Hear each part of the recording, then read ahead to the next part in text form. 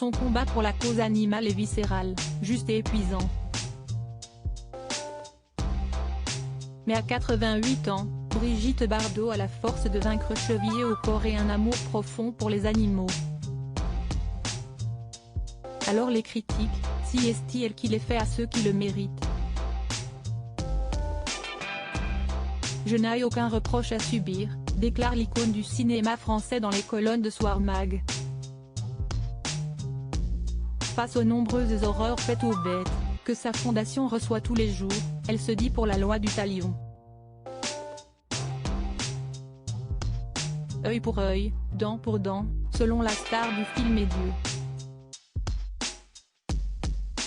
Créa la femme, la justice actuelle s'y du pipi de chat. Estimant que la cruauté envers les animaux doit être sévèrement punie, Brigitte Bardot martèle, les monstres doivent être traités comme des monstres, à dire sans pitié. Pour mener son combat, celle qui a été la muse de Serge Gainsbourg a légué sa maison de Saint-Tropez, la Madrague, et tous ses biens à sa fondation. Un don fait de son vivant pour obtenir la précieuse reconnaissance d'utilité publique qui nous permet de nous porter partie civile dans les procès concernant les maltraitances animales.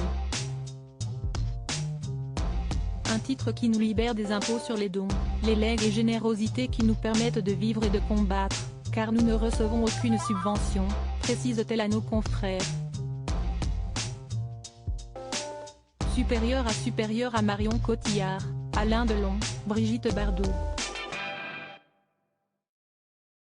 Découvrez les stars qui ont annoncé leur soutien au candidat à l'élection présidentielle quand Brigitte Bardot s'en prend à Éric Zemmour et Marc Fesneau pour l'ex de Roger Vadim.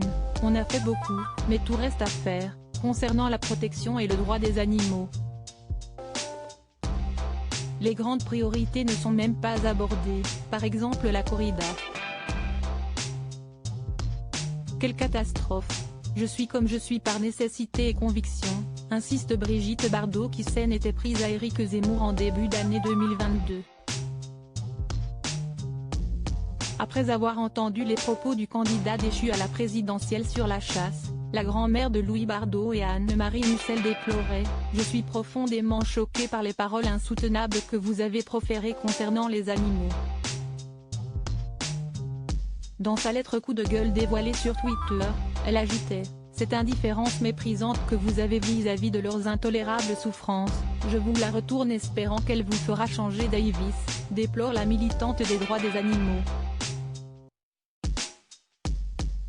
Craignant le grand anéantissement du monde animal, Brigitte Bardot lui donne une leçon d'humanité. Un cœur sec et indifférent à la souffrance qu'elle soit humaine ou animale ne peut sauver la France, ni en être président.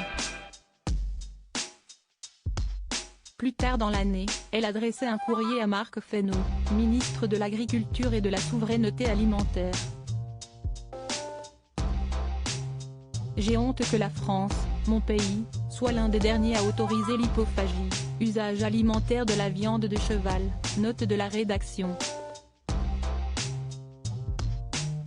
Une honte profonde et une blessure.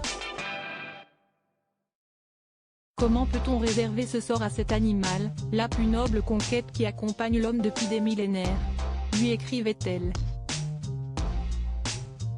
Crédit photo, JLPPA.